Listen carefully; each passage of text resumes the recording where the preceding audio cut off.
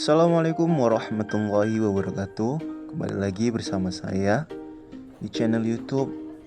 Kali ini kami akan membahas mengenai sumber hukum Islam yang ketiga, yaitu ijma'. Di sini kami akan menjelaskan tentang apa itu pengertian ijma', jenis-jenis ijma' dan banyak lainnya. Di sini kami membuat video ini dalam pelajaran fikih dan usul fikih. Video ini ataupun materi ini disusun oleh dua orang, kami dari kelompok 11, Program Studi Manajemen Fakultas Ekonomi dan Bisnis Islam Universitas Islam Negeri Sumatera Utara, yang beranggotakan saya sendiri, Rido Fahrozi, dan teman saya Revika Viola Azhar. Nah, jadi adapun pengertian ijma' sendiri, ijma' itu berasal dari bahasa Arab, yang mana bahasa Arabnya yaitu ijma'un. Ijma' yang berarti konsensus. Nah, istilah ini berasal dari kata ajma'a, yang artinya menyepakati. Kata ini berakar dari jama'ah, yang artinya mengumpulkan atau menggabungkan. Nah, menurut Kamus Besar Bahasa Indonesia, pengertian ijma' adalah kesesuaian pendapat, kata sepakat dari para ulama mengenai suatu hal atau peristiwa. Nah, kemudian ijma' sendiri ini merupakan kesepakatan para ulama dalam menetapkan suatu hukum-hukum dalam agama berdasarkan Al-Quran dan hadis dalam suatu perkara yang terjadi.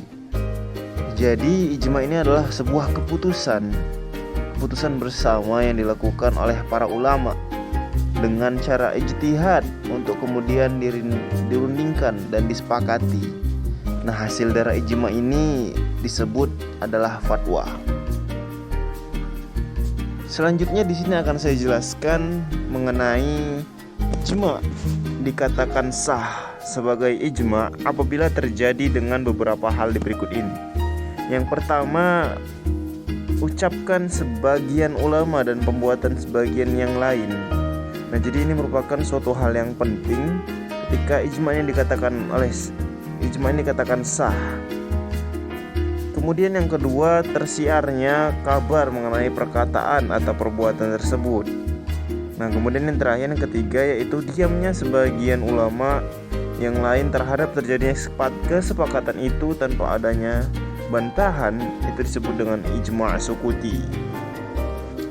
Selanjutnya di sini akan saya jelaskan tentang macam-macam ijma' itu sendiri. Yang pertama ada ijma' qauli. Banyak dari kita sudah mengetahui mungkin apa itu ijma' qauli. Nah, jadi di sini akan saya jelaskan sedikit. Ijma' qauli itu yaitu suatu ijma' di mana para ulamanya itu mengeluarkan pendapatnya dengan lisan ataupun tulisan, yang menerangkan persetujuannya atas pendapat mujtahid lain di masanya. Kemudian adapun jenis ijma' yang kedua yaitu ijma' sukuti.